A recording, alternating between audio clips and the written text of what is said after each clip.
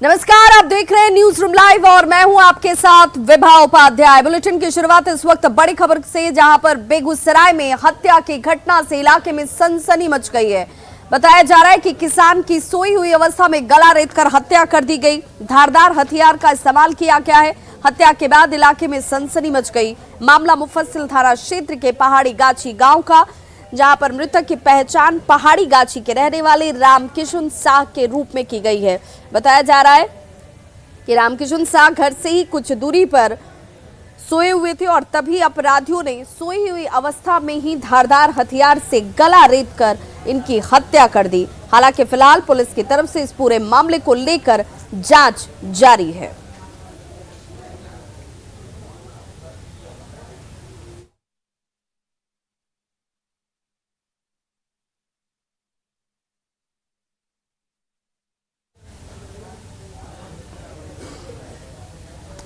खबर पुणे से, जहां पर भगदड़ में अफरा तफरी के बाद एक शख्स की मौत हो चुकी है। ये आपको बताते चले कि जिस भगदड़ की वजह से इस शख्स की जान गई, रेलवे स्टेशन पर शनिवार को ये भगदड़ मची थी और ये शख्स इसी भगदड़ की चपेट में आया, जिसमें इस शख्स की जान चली गई। दीपावली के अवसर पर घर जाने के लिए मुसाफिरों की भीड़ स्टेशन पर आपको हर तरफ नजर आ रही होगी और इसी दौरान अचानक से भगदड़ जैसे हालात हुए, जिसमें एक शख्स की मौत हो गई, जबकि कई लोग इस दौरान घायल भी हुए।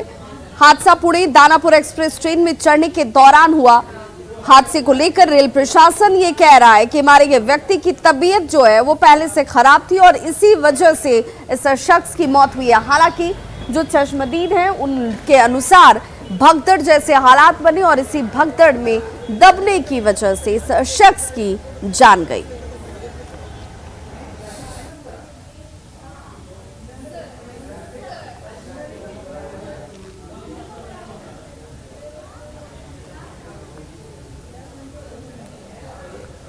बड़ी खबर जहानाबाद से, जहां पर रफ्तार ने एक बार फिर से लोगों की जान ले ली है। जहां पर एक तेज रफ्तार कार जो मौत बनकर सड़क पर दौड़ रही थी, इसने 5 लोगों को अपनी चपेट में लिया और घायलों को फिलहाल सदर अस्पताल में भर्ती कराया गया है। घटना की सूचना के बाद टाउन थाने की पुलिस जो है वो मौके पर पहुंची और आनन फानन में जो जख्मी लोग थे उन्हें अस्पताल पहुंचाया गया।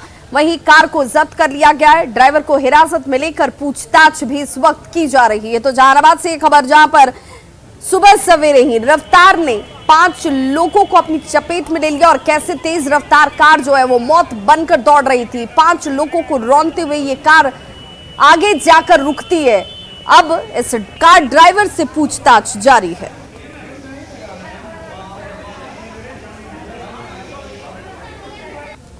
बहुत सर पिए हुए था, पूरा एकदम सबके ऊपर चढ़ा दी इस गाड़ी एकदम। ओ, सब पे चढ़ा दिया। कहाँ पे घटना घटा है? गोलंबर के पास कार था जी। काचे काचे में धक्का मारा? सब्जी उसी में जो बेचता था सब्जी उब्जी में, औरत भी मर्दाना भी सब पर, औरत बेच रही थी सब्जी उसको भी चढ़ा दिया। बेच रहे थे ठेला पर। अच्छा। ठेला बेच रहे थे, हमने देखा उधर से कार आ रही थी स्पीड में। अच्छा। कार के क्या साथ में था ये तो मैंने नहीं देखा।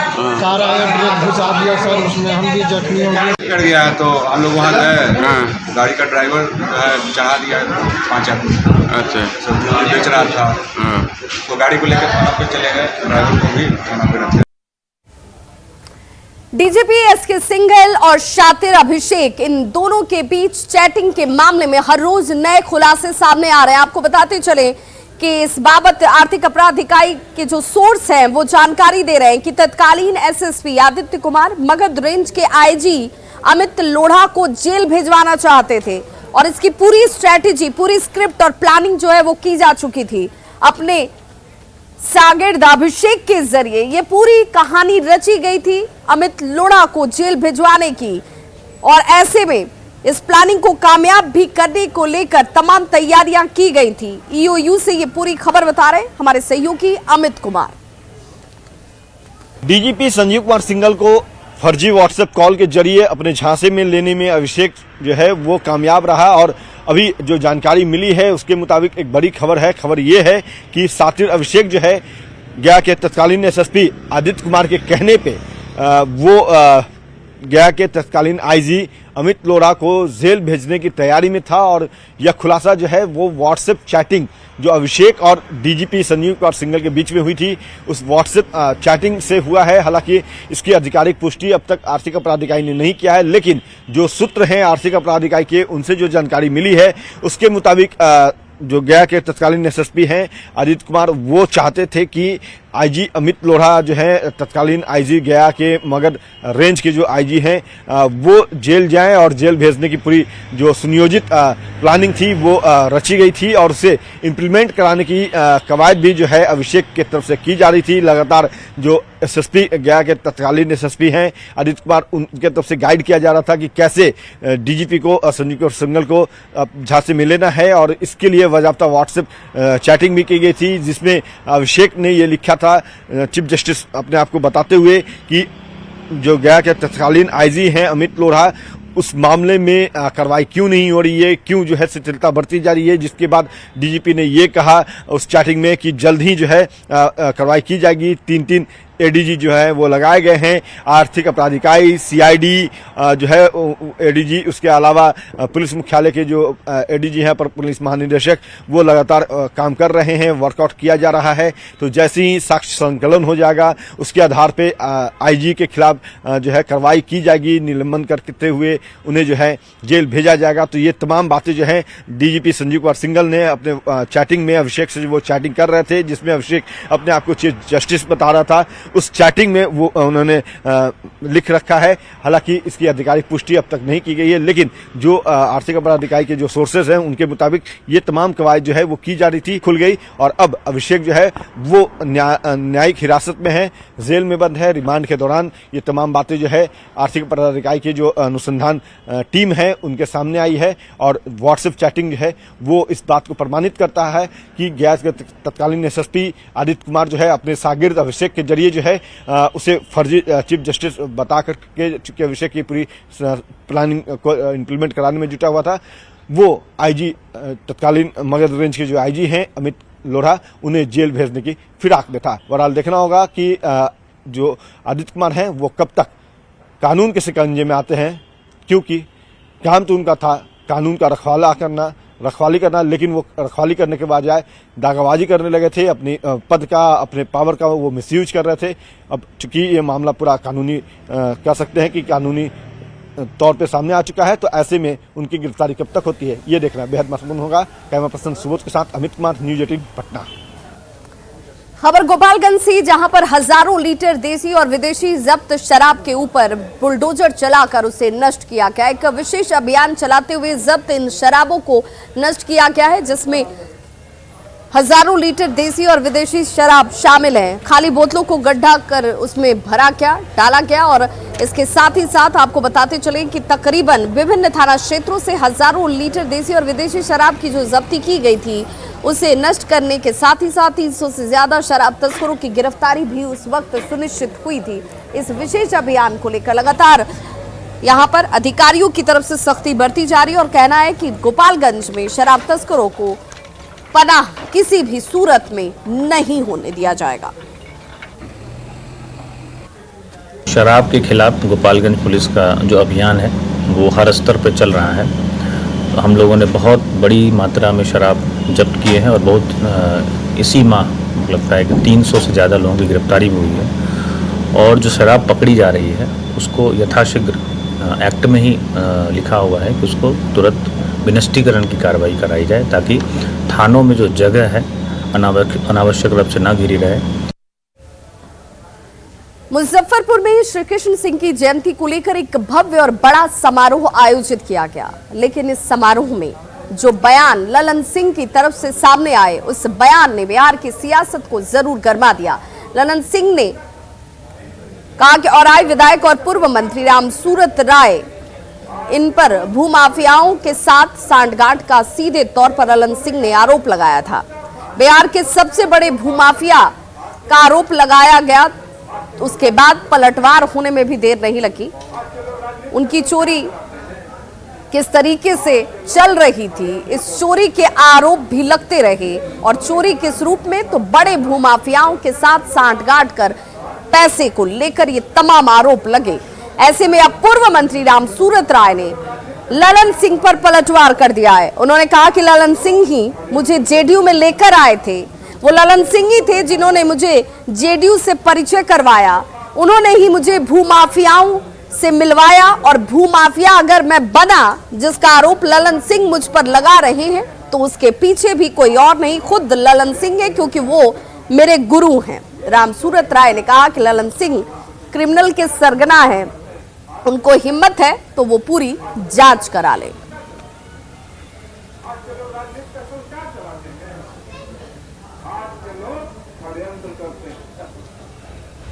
ललन बाबू ने ही मुझे जदयू में लाया था और मैं उनके द्वारा पार्टी में ज्वाइन कराया गया था। और स्पष्ट कर देना चाहता हूं कि एक बारी और बात को बोले थे, मैंने सम्मान में इस बात को दोहराया नहीं, लेकिन मैं आज दोहराना चाहता हूं कि ललन बाबू, आपने अगर मुझे भूमाफिया कहा तो मैं तो समझ रहा था कि उत्तर बिहार का आपने बना दिया। मैं तो अपने आप के बिहार का भूमाफिया बुझ रहा था, और उस भूमाफिया का सरगना आप ही हैं। और मैं तो सिर्फ भूमाफिया हूँ, आप माफियाओं के भी सरगना है। पटना के दीघा में आज सुबह सवेरे एक बड़ा नाव हादसा हुआ, जिसमें 5 से 6 लोग लापता बताए जा रहे हैं, लेकिन प्रशासन की लापरवाही सीधे तौर पर सामने आती हुई इस घटना को हुए भी तकरीबन 4 से 5 घंटे बीत चुके हैं, लेकिन रेस्क्यू ऑपरेशन शुरू नहीं होने को लेकर अब सीधे तौर पर सवाल उठ रहा है कि आखिर तब जब गंगा घाटों पर निगरानी के निर्देश दिए गए हैं, एनडीआरएफ एसडीआरएफ की टीमों की तैनाती सुनिश्चित करने के आदेश शामिल हैं, इसके बावजूद अब तक रेस्क्यू ऑपरेशन शुरू क्यों नहीं किया जा सका। एसडीआरएफ की टीम मौके पर पहुंची, लेकिन गंगा की धारा को देखकर टीम की हिम्मत भी नहीं हो पाई कि वो राहत और बचाव के कार्य को शुरू कर पाए। बताया जा रहा है कि बालू के अवैध खनन में ये नाव जो है वो हादसे का शिकार हो जाती है, और इस नाव पर उस दौरान 13 लोग सवार बताए जा रहे हैं, जिनमें सिर्फ 5 लोग ही तैरकर बाहर सुरक्षित वापस आ सके। अभी भी कई लोग जो लापता है, उन्हें लेकर लोगों की उम्मीदें टिकी हुई थी कि रेस्क्यू ऑपरेशन शुरू हो पाएगा और शायद लोगों को जल्द से जल्द सुरक्षित बाहर निकाला जा पाएगा, लेकिन अब तक रेस्क्यू ऑपरेशन शुरू नहीं होने से लोगों की नाराजगी खुलकर सामने आती हुई। ग्राउंड जीरो से ज्यादा जानकारी दे रहे हैं हमारे सहयोगी संजय कुमार। राजधानी पटना में गंगा में एक बड़ा हादसा हुआ है। एक बोट, ये जो जेपी सेतु है, इसके पाया नंबर 10 या 11 से टकराई है और टकराने के बाद बोट जो है गंगा में पूरी तरीके से डूब गई है। एसडीआरएफ की टीम यहां पहुंच गई है। तस्वीरों में देखिए, घटना 7:30 बजे की बताई जा रही है और 6 बजे की घटना लोग बता रहे हैं, जो एसडीआरएफ टीम के कैप्टन वो बता रहे हैं, और 11 बजे का वक्त है और अब तक रेस्क्यू वर्क शुरू नहीं किया जा सका है, क्योंकि गंगा में करंट जो वो काफी ज्यादा है। और ऐसे में क्यों रेस्क्यू वर्क नहीं शुरू हुआ है? आप लोग को खबर कितने बजे गई थी? अभी हम लोग का खबर नहीं, लगभग आधा पौन घंटा हुआ। पौन घंटा आप लोग यहाँ? गायघाट से। जी। कितने लोग मिसिंग हैं? कितने लोग थे बोट पे? अभी 13 इन्हीं से पता चला है, 13 आदमी उसमें चढ़े हुए थे, 5 missing. Sub inspector Ashok Kumar Yadav और मनेर के मनिहारा, कौन जगह है? महिनामा। मनेर के महिनामा के लोग रहने वाले थे और ग्रामीण भी काफी संख्या में पहुंच गया। वाकई में गंगा में करंट काफी ज्यादा है और यही कारण है कि काफी देर से रेस्क्यू वर्क भी शुरू नहीं किया जा सका। और आपने सुना, एसडीआरएफ के जो अधिकारी हैं वो बता रहे हैं कि इतना पॉसिबल नहीं है, क्योंकि करंट अधिक है और वहां पर जाकर रेस्क्यू वर्क चलाना 5 से 6 घंटे का वक्त बीत गया है, रेस्क्यू वर्क नहीं शुरू हुआ है।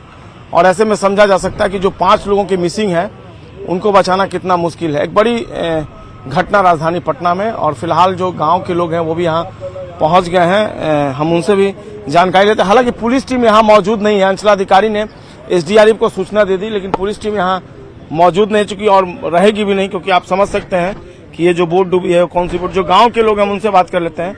आप महिनावा से हैं? जी, वो गाँव से आए हैं। क्या सूचना मिली थी? सूचना मिली कि नाव जा रही थी, पूरे पुल पाया के पास से बैठ गई। गांव में गांव से यहाँ अभी हाँ, कितने बजे सूचना मिली थी आप लोग? हमको सुबह मिला था 7 साढ़े 7 बजे, लेकिन 6 बजे की घटना ही हुई है। 6 बजे की घटना है।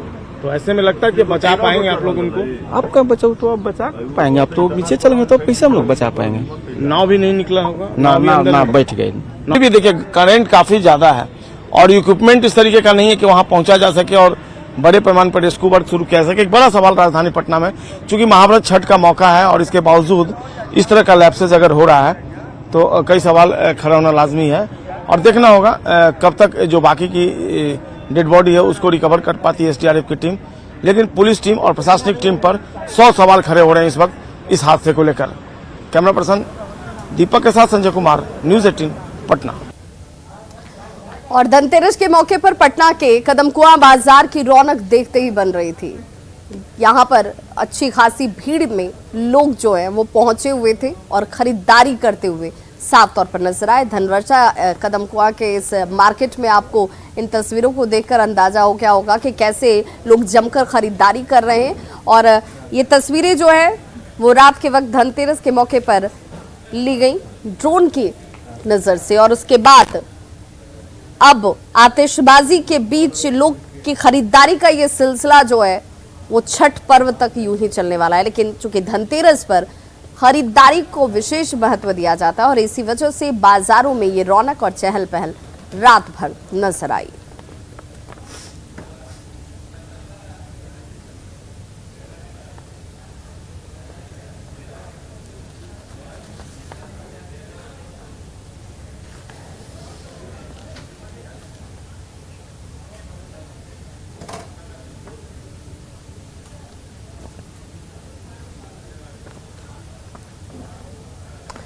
भारत और पाकिस्तान के बीच T20 वर्ल्ड कप को लेकर के रोमांच जो है वो चरम पर नजर आ रहा है। हालांकि इसे लेकर थोड़ा इंतजार, क्योंकि 1:30 बजे से इस मैच की शुरुआत होगी। लेकिन जो फैंस हैं, जो क्रिकेट प्रेमी हैं, वो इसे लेकर कितने रोमांचित है इसका अंदाजा इन तस्वीरों को देखकर आप लगा सकते हैं। क्योंकि हर कोई अपने अपने अंदाज से अपनी खुशी जाहिर कर रहा है और कला के जरिए अपनी भावनाओं को प्रदर्शित करता हुआ। रांची में मशहूर सिंगर सक्षम तिवारी, जो कि एक क्रिकेट फैन भी हैं, उन्होंने आज के मैच को लेकर टीम इंडिया को अपने सुरों के जरिए चीयर किया। हमारे देश में क्रिकेट महज एक खेल नहीं बल्कि भावना का नाम है, और जब मैच भारत और पाकिस्तान के बीच होता है तो भावनाएं उफान पर होती हैं। जी हां, आज भारत और पाकिस्तान के बीच मुकाबला होने जा रहा है और मुकाबले को लेकर यहां पर किस तरीके से लोग अपनी भावनाओं को जाहिर कर रहे हैं। हमारे साथ मशहूर सिंगर सक्षम तिवारी हैं, जो कई मौक़ों पर विदेशों में भी परफॉर्म कर चुके हैं। सक्षम, आज के मैच को लेकर, सक्षम आज जो मैच होने जा रहा है उसको लेकर आपने किस तरीके से तैयारी की अपने सुरों के जरिए? जी, पहले तो हमें बहुत ही अच्छा लग रहा है और इस बार जैसे कि हम पूरा चेस करेंगे इंडिया को। हम चाहते हैं कि इस बार इंडिया जीते और इंडिया कप लेकर के आए। जैसे कि पिछले बार पाकिस्तान जीता था, तो इस बार हम चाह रहे हैं इंडिया हमारा जीते। और सुरों से चीयर्स करते हैं, चलिए। जी ज़रूर। कुछ गाकर। माने ना कोई माने हाँ, यहाँ अपनी भी थोड़ी अदा थोड़ा अंदाज है। ऐसे हैं चाहे वैसे हैं, अरे जो भी है जैसे है, खुद पे हमें नाज है। जैसी भी हमको हो तैयारी, करते हैं वैसी होशियारी। जान साज हम इश्कबाज, हम जाने सारे दिल वाले, कहते हैं हमको प्यार से इंडिया वाले, छू लेते दिल के तार से इंडिया वाले, जीत ले हार से इंडिया वाले, दुश्मन के छक्के छुड़ा दें हम इंडिया वाले, दुश्मन के छक्के छुड़ा दें हम इंडिया वाले। हम इंडिया वाले। चलो कुछ और गाइए, ताकि कुछ ऐसा गाइए कि आज विराट कोहली का जो बल्ला है, आपके सुरों से जो दोनों का संगम है, सुर और बल्ले का संगम हो जाए तो रन बरसे। अच्छा, कुछ ऐसा गाइए। जी ज़रूर। पिघला दे जंजीरें, बनाने की शमशीरें, कर हर मैदान फतेह रे बदिया, कर हर मैदान फतेह। घायल परिंदा है तू, दिखला दे जिंदा है तू, बाकी है तुझ में हौसला, तेरे जुनू के आगे अंबर पनाहे मांगे, कर डाल तू जो फैसला, टूटी शमशीरें तो क्या, रूठी तकदीरें तो क्या, टूटी तकदीरों से ही हो। कर हर मैदान फतेह, कर हर मैदान फतेह, कर हर मैदान फतेह रे मदिया, हर मैदान फतेह, कर हर मैदान फतेह, कर हर मैदान फतेह, कर हर मैदान फतेह रे मदिया, हर मैदान फतेह। क्या बात है, कर हर मैदान फतेह। आज मैदान भी फतेह होगा, टीम इंडिया जीतेगी भी, कोहली का बल्ला भी रन उगलेगा, क्योंकि सक्षम ने उसे अपने सुरों में आवाज दी है। संजय कुमार सिन्हा, न्यूज़ 18 रांची। तो खबरों का सिलसिला लगातार जारी है, आप देखते रहिए न्यूज़ 18 बिहार झारखंड, यहाँ खबरों का सिलसिला कभी नहीं थमता।